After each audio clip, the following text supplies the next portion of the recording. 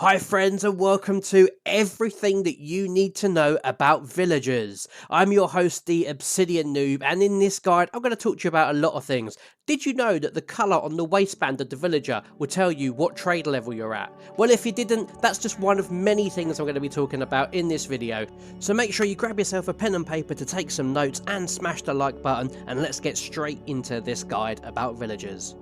So probably the most logical place to start is explaining the different villager types. This will save you some headaches later on in the game when you're trying to work out why you can't get somebody to do something that you want them to do. We'll start off with this guy in the green top. These are called nitwits. They are essentially useless. The only thing that they can do is breed with other villagers, and we'll talk more about that later. But what you need to know is any of them in a green top cannot trade, they cannot learn a profession. So probably best to steer clear of these for now.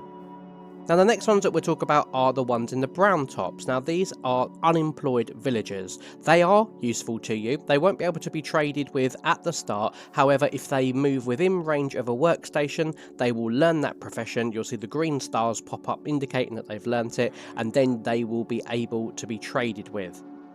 Then finally, the other ones wearing all of the other costumes are the profession villagers that have already learnt a profession. Now currently in the game there are 13 different professions: farmer, fisherman, shepherd fletcher, cleric, weaponsmith, armourer, toolsmith, librarian, cartographer, leatherworker, butcher and the mason or stonemason.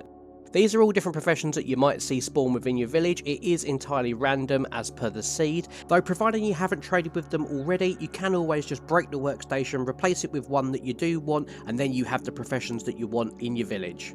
But pausing to speak more about trading, the important thing to know about trading is that you've got two sides to the trade. You can either be a seller of goods, which is where you would need the physical item that is brought up on the trade menu. Alternatively, you would need emeralds to act as the buyer, and then you can buy the different items that are on offer. Every trade is going to give you experience points, and those experience points, as you trade with the same villager, are going to level up that villager's trading ability and allow you to barter for better items. If you're lacking emeralds early game, probably the best way to do this is to start off with one of the many farms in the village, find a villager who needs that item and trade with them. If you remember at the start of the video, I spoke about the different levels, and every time you go into a different level of trade, from novice to apprentice to journeyman, you'll notice that the colour pouch on the villager's waistband also changes. This makes it really easy for you to be able to find out which level a villager is at for trading, just glancing at the costume that they're wearing.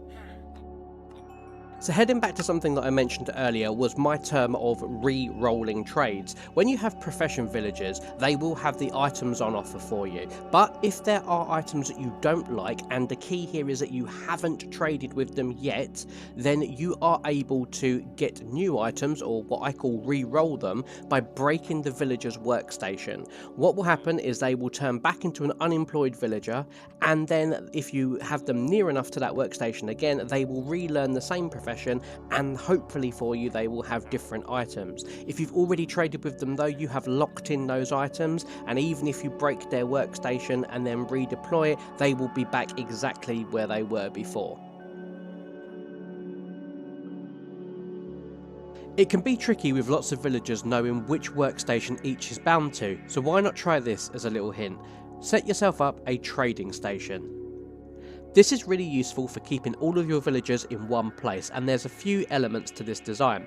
The first most vital point is that you have to have the bed underneath the villager. This allows them to go through the day and night cycles and reset their stock for the supply and demand element, which I'll talk about in just a moment. The next part is optional, that's the trap door. Whilst it looks funny, this stops your villager walking off when you're breaking and redeploying workbenches to re-roll those trades. And lastly, completely optional, is the item frame above their head, which gives me a quick visual cue as to what each of those villagers want.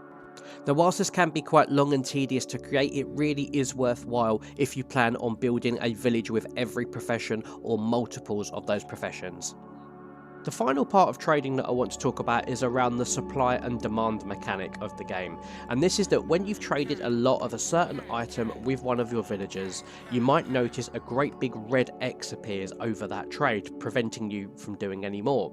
The reason for that is that the villager has got enough of that item and you need to wait for it to reset. This is why the bed is so important, because without the bed, that won't ever reset.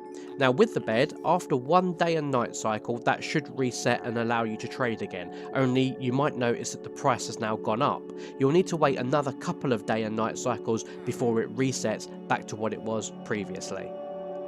There is another way to manipulate the prices, and this one's actually in your favour, and that is to get the Hero of the Village boon. The way that you get that is by successfully completing one of the Illager or Pillager raids on a village. Once you complete that and all of the waves of it, then you will see that that is active for a certain duration, and what that will do is reduce the prices by around half. In this final part of the video, I just wanted to talk to you about the element of breeding villagers. Now, there might come times where you actually want more villagers in a village, or you might have found a tiny village and you just want to make more so that you can have all the different professions on offer. And the way to do that is through breeding. The breeding mechanic is relatively simple, but if you've not done it before, here's the bits you need to know. Firstly, you need beds for all of your villagers, and you need new beds for any villagers you hope to create from breeding. Those beds also need to be accessible and free from obstructions. The next thing you need to do is feed at least 2 of your villagers a full stack of food. It can be any food, and you do that by dropping it at their feet. When 2 of your villagers are completely full of food, one might need a little bit of encouragement, but then they'll start to have a natural conversation which will lead to some red hearts and then your baby villager being spawned. There's currently a 10% chance that your new baby villager will be a nitwit, but with a bit of luck you'll get one in brown clothing that will grow up and be able to learn a profession. But now's probably a fair time to say, you know what, nitwits, you're not entirely useless after all. Now, things might look a little bit different if you're on Java. I filmed this on Bedrock, but that's probably everything that you really need to know to get started with villagers. The other thing is that this is filmed in the plains biomes, and the villagers will look different in other biomes, but the nitwits will always have a green t-shirt, and the unemployed villagers you will never be able to trade with until they have a profession. I could do so much more about the different professions, and if people comment that that's what you want to see, then of course I'll produce that tutorial as well for you. But for now, that's everything. Make sure you subscribe to the World of the Obsidian Noob, smash the like button, and I'll see you on the next video.